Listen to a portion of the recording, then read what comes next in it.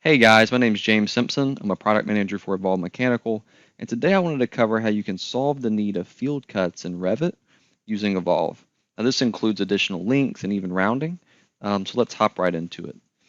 So the first thing we need to do is go to the Manage tab under the ribbon and go to your shared parameters. And you can use any file here, right? Whatever your shared parameter file is. I'm just using our Evolve shared parameter file. I'm going to go to user defined. I'm just going to create that field cut. You can obviously enter different names here. Common, I'm actually going to make this a yes, no, just so it's a simple checkbox.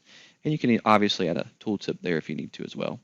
So once that's created, we also need to go to project parameters and bring this in the project parameter so we can see it over there in our window. So if you go to new, shared parameter, and go get that same shared parameter we just made there, and I'm just going to add it to the MEP fabrication pipework category. And you can pick any group here that's going to control where it's once again shown in the panel. I'm actually just going to choose identity data here, just so it's up there with a lot of those other fabrication properties we're used to using. So once that's in the model, as soon as you click on pipework, you're going to see under that identity data tab there, you have that option. You'll notice that it's grayed out. It's actually coming in null by default, and that's different than no, right? The yes, no. And that's important because in order to actually use this, how we're going to need it in the schedule, it has to either be yes or no. And so we're going to leverage parameter sync under Evolve Mechanical to do this, and we're just going to create a field cut rule here. And what we're actually going to do is for pipework, so for that same category, we are going to sync the field cut parameter that we made to itself, right?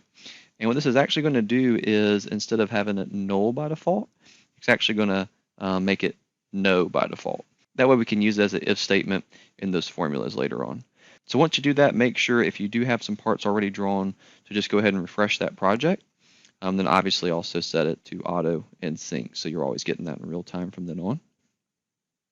So now if I go and click on some parts in here, you'll see it is that no by default versus being that grayed out option there. So with that in place now, you just need to navigate to the schedule that you want to show this information on. You can obviously either use an existing schedule here or create a brand new one. I'm just going to use an existing one, and I'm actually going to use this fabrication spool BOM one here.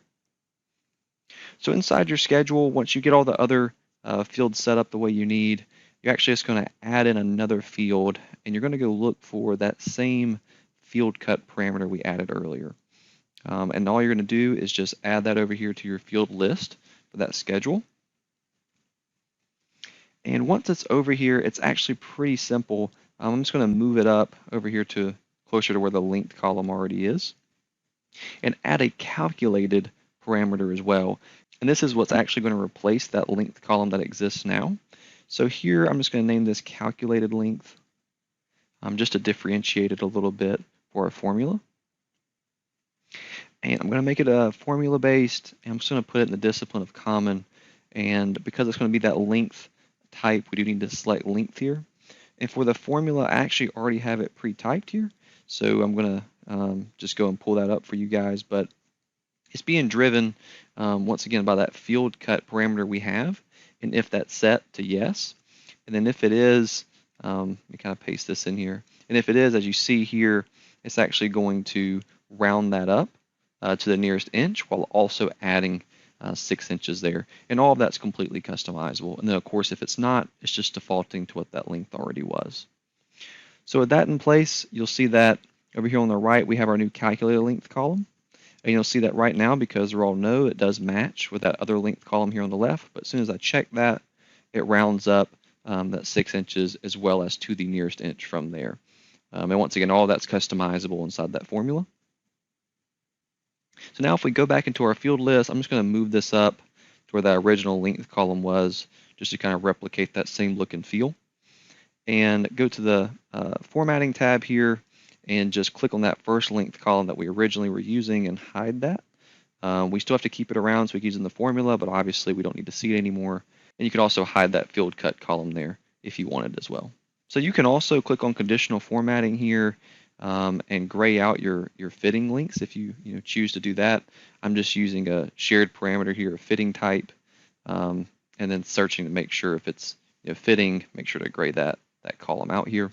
And you'll see all of that as soon as I click OK.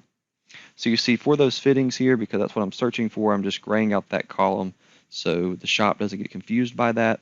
Then you'll see the rest of our calculated links here. But of course, if we wanted to prevent having to duplicate this work, we can actually save that as a template.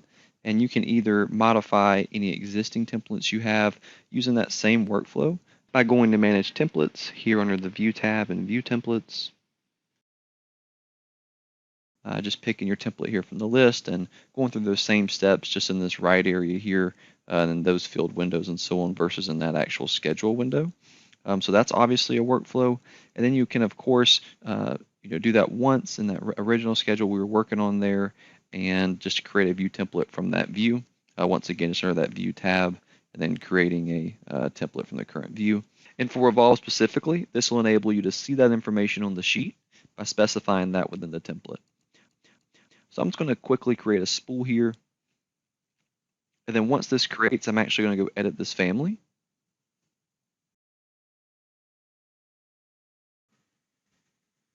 Whatever that new spool template name we made there, we would just put that in here in the properties under our view template. So that's it. It's pretty simple. Obviously, you can rename that calculated length manually in that header to just be length, and then make any other customizations you need to make there. So I hope this helps.